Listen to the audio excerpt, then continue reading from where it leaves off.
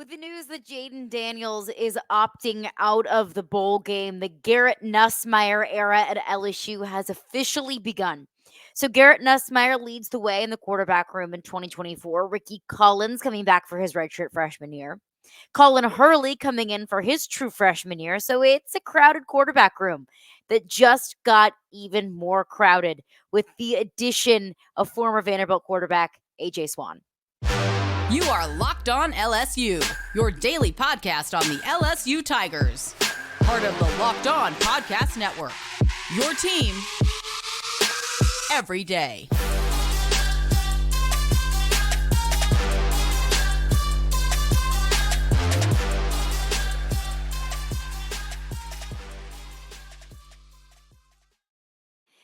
All right, welcome into Locked On LSU. Thank you for making us your first listen every single day. We are free and available wherever you get your podcasts. You can also check us out on YouTube as well. Just hit that subscribe button and you'll get notified as soon as new podcasts of Locked On LSU drop. Today's edition of Locked On LSU is brought to you by Prize Picks. Go to prizepicks.com/locked on and use code locked on for a first deposit match up to $100. Daily fantasy sports made easy. All right, hopping on here for a little bit of a last minute emergency podcast. I was out and about running errands, and then I see, boom, the news pop up that LSU has landed a quarterback in the transfer portal, bringing in former Vanderbilt starter AJ Swann via the transfer portal. I want to get into why LSU needed to do this. But first, a little bit about AJ Swann. I live in Nashville. I do sports talk radio in Nashville.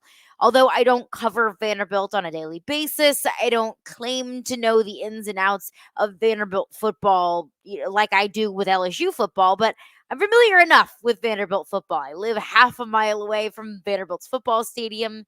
I talk with Clark Lee on a weekly basis on my Nashville radio show. So, look, when it comes to teams outside of LSU, I'm fairly well versed on the Vanderbilt program. AJ Swann came in as a starter, as Vanderbilt's starter for the 2023 season in his second year with the program. Got sidelined due to an elbow injury. And Vanderbilt, look, we all know it. Vanderbilt's had a very good team. Went 2-11 on the season. Went very 2-10. Excuse me, 2-10 on the season. Wasn't a good year for Vanderbilt. They struggled. So it was the injury. It was also just kind of an effort by the coaching staff to switch things up and try to see what works, where Ken Seals, the backup going into this season, probably got more looks than maybe earlier anticipated. So AJ Swann at least saw the field in 6 games this season.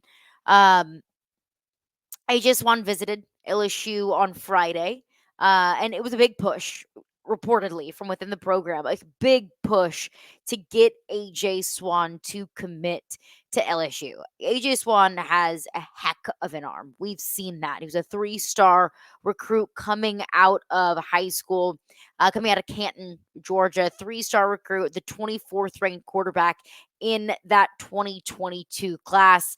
AJ Swann this year. And now, he's been at Vanderbilt over the last 2 seasons. Vanderbilt's been kind of a mixed bag at quarterback over the last few seasons. I mentioned Ken Seals. Whenever AJ Swann was not in, Ken Seals was in. Last year, Mike Wright was also in the fold. You might recognize Mike Wright. He was a backup at Mississippi State this past year. He saw a little bit of playing time at Mississippi State. So it's kind of the 3 of them last year, and then the 2 of Ken Seals and AJ Swann this year.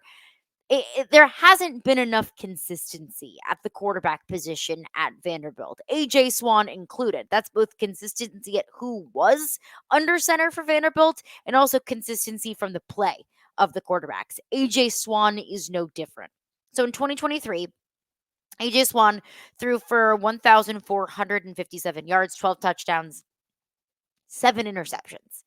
That's not a good ratio there. 12 touchdowns, 7 interceptions. Also added on 27 rushing attempts for 16 yards. Rushing is not part of his game Well, rather, it hasn't been part of his game the past couple of years at Vanderbilt. He really, in the purest form of the word, has been, and I don't say this as a derogatory term. I think that so many times as a football society, we take labels on quarterbacks and morph them into derogatory terms, like game manager. That's not a derogatory term. Pocket passer is not a derogatory term, but based off of the sample size, the rather large sample size that we have of AJ Swan, 15 games, 12 starts over the last 2 years, I would say that I would feel confident in saying that AJ Swan is a true pocket passer. Um, the issue with AJ Swan this past year, injury is one of them. He suffered an elbow injury against Kentucky about midway point through the season. I want to say that was either week 6 or week 7 this past year. He suffered an elbow injury that left him out for the next few games. Ken Seals was the starter there. So, other than the injury, the other problem with AJ Swan has been turnovers.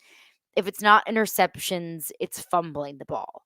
And I think that kind of reared its ugly head, most notably against UNLV early in the season. So Vanderbilt played in week 0 against Hawaii, and then they had what came after Hawaii, Alabama A&M, I believe, and then they played on the road in back-to-back games against Wake Forest and UNLV. They lost that game at UNLV. It was an incredibly winnable game for Vanderbilt. They lost by just a field goal, and you could chalk it up to turnovers, bad decision making from AJ Swan. Had a costly fumble that UNLV then were able to capitalize and find the end zone on, and then an interception late in the game that UNLV was able to turn into a field goal. 10 points that AJ Swan handed UNLV, and that would have been the difference in the game. So, 2 costly turnovers there.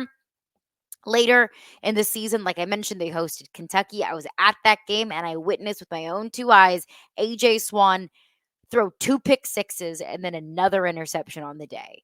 And the one pick six was early, and at that point, the game had already felt like it was already put away by Kentucky even before the half. Another pick six late in the game, and there was another interception kind of mixed up in there. So, looking at AJ Swan, and look, I say I do sports talk radio in Nashville, so I know enough about Vanderbilt. But again, I'm not going to claim to be any sort of expert about Vanderbilt. I don't know the ins and outs of this football program, nor do I follow it closely enough to really speak as confidently on this program as I might with LSU. But I do feel like I know enough. So based off of my limited knowledge of what I have seen from AJ Swan and this Vanderbilt team, AJ Swan has a big arm. AJ Swan can make some tough throws. AJ Swan is incredibly tough. This is a struggling Vanderbilt team. Now, he had some weapons to throw to. I look at Will Shepard, their leading receiver on the year. He's one guy that I've mentioned that has entered the transfer portal that I would like LSU to take a look at. He's from Mandeville. He's got the intangible traits of a receiver.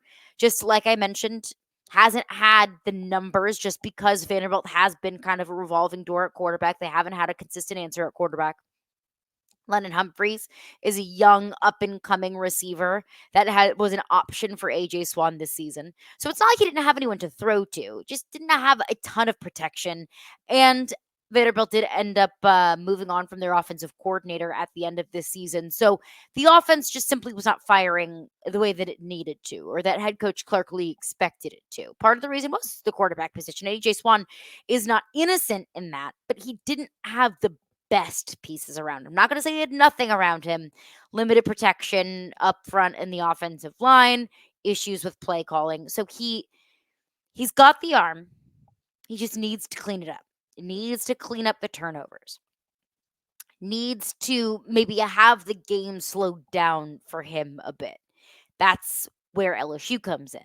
That's where the development under Joe Sloan and Mike Denbrock, Joe Sloan, quarterback coach, Mike Denbrock, offensive coordinator, that's where that is going to come in for AJ Swan. That is where I really think that's going to benefit him, is that he's got the traits.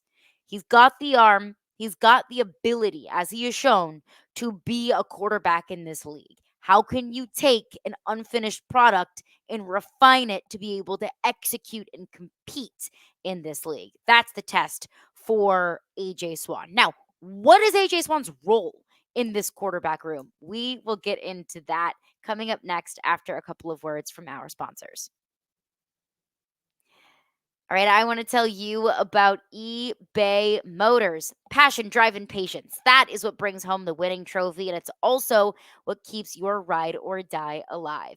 eBay Motors has everything that you need to maintain your vehicle and level it up to peak performance, from superchargers, roof racks, exhaust kits, LED headlights, and so much more. Whether you're into speed, power, or style, eBay Motors has got you covered. With over 122 million parts for your number one ride or die, you'll always find exactly what you're looking for. And with eBay Guaranteed Fit, your part is guaranteed to fit your ride every single time or your money back. Because with eBay Motors, you're burning rubber, not cash. With all the parts that you need at the prices that you want, it's easy to turn your car into the MVP and bring home that win. So keep your ride or die alive at ebaymotors.com. Eligible items only, exclusions apply. eBay Guaranteed Fit, only available to U.S. customers. All right, thanks again for making Locked On LSU your first listen every single day. We're free and available wherever you get your podcast. We are also part of the Locked On Network, your team every single day. And speaking of the Locked On Network, we've got some very exciting things in the works because Locked On has launched the first ever national sports 24/7 streaming channel on YouTube. Locked On Sports Today is here for you 24/7, covering the top sports stories of the day with the local experts of Locked On, plus our national shows covering every single league. So go to Locked On Sports Today on YouTube and subscribe to the first ever national sports 24/7 streaming channel. A little bit of a last minute emergency Locked On LSU podcast today because LSU has just gotten a commitment from a transfer portal quarterback, AJ Swann from Vanderbilt. So I just kind of broke down the good, the bad, the ugly, what you're getting with AJ Swann, what this coaching staff has to work with AJ Swann. But now, what's AJ Swann's role? Because you might be thinking to yourself, okay, you got Garrett Nussmeier, who has been very patiently waiting in the shadows for his opportunity to be the starter at LSU. And it is more likely than not, at least right now, from the information that we have available, that he'll get that opportunity in year 4. You've got Rickie Collins, the hometown kid who redshirted this past year. We saw very limited of Rickie Collins this past year. I think the only game that we saw Rickie Collins was against Grambling earlier this season. You've got Colin Hurley coming in the 2024 class. He, I'm sure, will likely redshirt this upcoming year. So where does AJ Swann fit into all of this? I think AJ Swann fits into the perfect area, the perfect roster hole that LSU had. Now, you might say you have 3 quarterbacks in the quarterback. You got 3 quarterbacks in that room. Like, what are you talking about roster hole? You've got an experienced quarterback in Garrett Nussmeier, the experienced first-time starter, and then 2 quarterbacks with 0 experience, a redshirt freshman and a true freshman. You were one Garrett Nussmeier injury away from Rickie Collins being asked to win you football games. Now, do I believe that Rickie Collins can do that? Sure. Why not? But I don't want this team to be put in that position. I don't want Rickie Collins to be put in that position. That's a lot. That's a lot to ask of a young player with not a lot of experience. It's almost unfair. Let's say, knock on wood, Garrett Nussmeier breaks his ankle in Vegas against USC. You trust Rickie Collins to quarterback you to victory for the next 11 and a half games on your schedule? I don't. That's where AJ Swann comes in. I talked about this on a podcast last week when I was asked, do you think LSU should get a transfer portal quarterback? And I said, yes, absolutely, unequivocally, without a shred of doubt in my mind. Yes. Yes. For a few reasons. One, it's insurance. AJ Swann, if Garrett Nussmeier is your starter, AJ Swann's your insurance. If Garrett Nussmeier gets tweaked up in the middle of a game and he needs to come off the field for a couple of plays, or Worst case scenario, you lose Garrett Nussmeier at some point in the season for the entirety of the season. AJ Swann is your insurance quarterback because AJ Swann was a starter in the SEC with talent. Is he the best quarterback in the world? No, he is not. Is he going to be, the top 5 pick in an upcoming NFL draft? No, I don't believe that he is. But he's your insurance, and that's what you needed. You didn't need an elite quarterback in the transfer portal. You didn't need a certified day one starter quarterback in the transfer portal because I think we all can believe you have your starting quarterback in Garrett Nussmeier. You needed insurance. AJ Swann can provide you that. The other thing that it adds is competition. Quarterback competition is a great thing. Quarterback competition only helps Garrett Nussmeier and also AJ Swann and also Rickie Collins and also Colin Hurley. I think competition in any position group, especially at the quarterback position, is invaluable because now you have an experienced starter in this league, not for a great team, but still an SEC starter nonetheless, that's going to be pushing Garrett Nussmeier every single day in practice.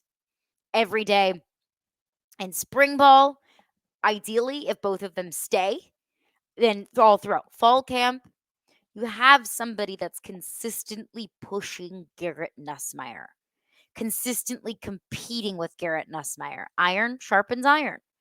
And I'm not saying that Garrett Nussmeier wouldn't work hard, wouldn't be incredibly competitive had there not been an experienced starter behind him, because I think that he absolutely would. I think that Garrett Nussmeier has proven that he would put it all on the line for this team, that he would do whatever it takes to help him become the best quarterback that he can be, to help this be the best team that it can possibly be. But still, it's the idea of having someone else right there nipping at your heels, constantly pushing you to be better. That feeling is different with somebody who has been a starter in this league versus two quarterbacks that have a combined 4 snaps between them. And that is no disrespect in the world to Rickie Collins and Colin Hurley, because I am juiced. I'm fired up about these young quarterbacks and what they can turn into for LSU in the future. But that's just not right now. You had to do what's best for your team right now, and bringing in insurance and competition was the best thing. The other thing here is you never know. like you never know. What if AJ Swann turns into being one of the best quarterbacks in this league? What if, with a little bit of development behind the scenes with Joe Sloan and Mike Denbrock, the same guys who helped Jayden Daniels blossom into the best quarterback, the best player in college football, maybe that helps AJ Swann. Maybe that's all he really needed was a good offensive line, some elite playmakers around him, and a little bit of coaching up to be a really, really good quarterback, to even eclipse Garrett Nussmeier. Now, I'm not saying I expect that to happen. If I have to put money on it today, I think Garrett Nussmeier is your starter in 2024, and I think he's going to be a damn good one. But you never know. You never know. Jayden Daniels was a transfer portal quarterback. Joe Burrow was a transfer portal quarterback. Bo Nix was a transfer portal quarterback. Michael Penix Jr. was a transfer portal quarterback. Kyler Murray was a transfer portal quarterback. Baker Mayfield was a transfer portal quarterback. I'll continue. You never know what kind of quarterbacks you can find in the transfer portal. You never know what AJ Swann could turn into. Do I expect it? No. But is it a possibility? Absolutely. You got insurance, you got competition, and you got the intrigue of what he can be in AJ Swann. And I think it's a good pickup. And I think it's a pickup that Brian Kelly and this team needed. But coming up next, I want to get into kind of what this does for the dynamic of this quarterback room. Brian Kelly mentioned what he would do, the conversations that he would have if, when they brought in a quarterback from the transfer portal. So, what does this mean for some of these young quarterbacks? What's the messaging for some of these young quarterbacks? We will get into that coming up next. All right, rolling along here on Locked On LSU. Again, the news of Monday evening. LSU has gotten a commitment from former Vanderbilt quarterback AJ Swann. AJ Swann chose LSU over South Carolina. If you've been following the transfer portal tracker over the last couple of days, last few weeks, when AJ Swann entered his name into the transfer portal just, I think, like hours after the conclusion of the regular season, a lot of the trends had been AJ Swann trending towards South Carolina. I've been told that it came down to both LSU and South Carolina. AJ Swann visited Baton Rouge on Friday, this past Friday over the weekend, in the final visit, like weekend visit before the early signing period. And then again, on Monday, we get the announcement that AJ Swann has committed to LSU. What does this mean for the rest of the room?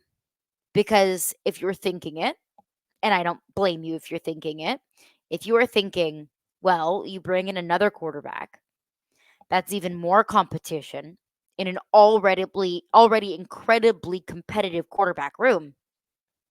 What is stopping some of these young guys that want to see the field from transferring? You can enter your name into the transfer portal for 2-ish more weeks, maybe less. And then you also have the spring transfer portal period. What's stopping some of these young guys from saying, look, I don't want to be pushed down the depth chart even more? Nothing. Nothing's stopping them from transferring. I think back to Walker Howard. Remember, in 2022, the quarterback room looked like Jayden Daniels as your starter, Garrett Nussmeier as your backup, Walker Howard, the Lafayette kid, the 5-star, highly recruited quarterback, as your third. Jayden Daniels announced he was going to come back for the 2023 season, as we now know, was a pretty darn good decision on his part. Garrett Nussmeier also stayed at LSU. Walker Howard decided to transfer because he said that he wanted at least an opportunity to see the field. Didn't need to be the starter right away. He just wanted a path to seeing the field. He wasn't going to get that at LSU. So I don't know if Rickie Collins is going to feel that way. I'm not saying that he is. I'm also not saying that he's not. I don't know what Rickie Collins is feeling. I don't know what Rickie Collins wants. But he might look at this and say, look, I wanted to be the backup this year. If I can't be the backup, I don't want to be at LSU. If that's how he feels, then fine. Then transfer. Then I wish you nothing but the best, truly. From the bottom of my heart, I wish you nothing but the best, and I hope that you find what you are looking for somewhere else. You cannot not do what's best for a football team because of a fear of what might happen. You can't not go after a transfer portal quarterback that's going to provide you competition and insurance just because you're afraid that maybe one of these young guys doesn't want to stick around for another year or doesn't want to continue to compete. You can't do that. You can't hurt the team out of fear of what might happen. And not bringing in a quarterback in the transfer portal, I think, would have hurt the team. Because like I said, you were a Garrett Nussmeier injury, knock on wood, away from a redshirt freshman quarterback with close to zero experience quarterbacking this football team. You can't do that. Brian Kelly talked about this in his press conference last week. What the plan would be, what the conversation would be if, now we know, when LSU brings in a quarterback through the transfer portal. This is what Brian Kelly had to say. If we were to ever do anything in the transfer portal relative to a quarterback, we're talking to everybody in that room. And we're talking to recruits. We're talking to everybody. It is about transparency. It's about honesty. And it's about saying, if we're doing that, here's why we're doing it. And then making a decision and doing it. Because, again, the most important thing here is what's in the best interest of LSU's football program, not what's in the best interest of a singular person. And just like I mentioned relative to coaches, I mean, this is not personal, okay? I know it has a personal end of it with families are involved, and they may have to pull their kids out of school, and they may have to move, and that's difficult. But this, at the end of the day, the decisions that I have to make are in the best interest of LSU's football program. Sorry about the black screen there. If you're watching on YouTube, my bad. That's on me. The important thing there that Brian Kelly said, look, we're going to have a conversation. We're going to be completely open and honest, and we're going to communicate our intentions and explain our process. I think that that's all that you can do. I talked with a former SEC quarterback about this exact topic, and he said, look, I've been there. I've been in the quarterback room. I've been in a quarterback room where they brought in a transfer portal quarterback, a guy to compete with me, a guy that wanted to take my job. But my coach sat me down and said, look, this is why we're doing this. This is our process. This is our intention. Doesn't mean we don't want you to be our starter. It doesn't mean we don't want you to be on this football team. It means that you should embrace the competition, prove yourself, and just, hey, by the way, this is why we're doing it. It's not to push you out. It's only to push you further. It's only to make you better. I think that Brian Kelly needs to stick to his word, and I have no reason to believe that he wouldn't. I think that he absolutely would. Sit down, Garrett Nussmeier, Rickie Collins, Colin Hurley, even the quarterbacks that they're recruiting in the 2025 class, and say, hey, this is why we're doing this. This is why we're bringing in AJ Swan. We need to be completely open and honest and transparent and communicate our intentions.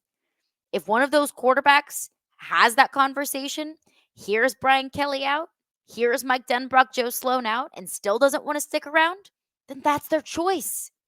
Then they need to do what's best for them and their development and their future and their career as a quarterback.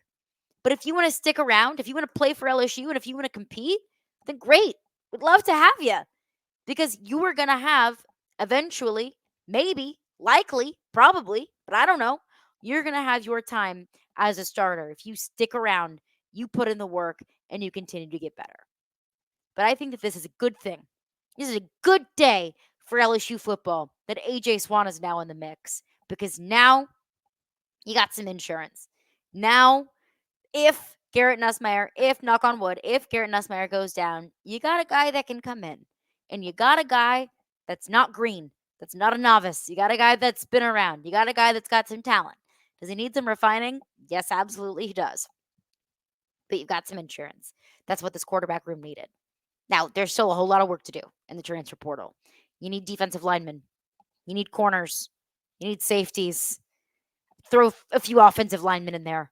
He's still got a lot of work to do in the portal. But with the addition of AJ Swan, you're continuing to shape up the 2024 roster to where it needs to be. That's going to do it for me today. Thank you for making Locked on LSU your first listen every single day. Coming up in tomorrow's edition of Locked on LSU, we'll chat with Brian Smith, a recruiting update, a transfer portal update, all of the latest of the players that have committed to LSU before we take a look at some of the recruiting buzz about what might happen for LSU on early signing day. We'll get all into all of that coming up on tomorrow's edition of Locked on LSU.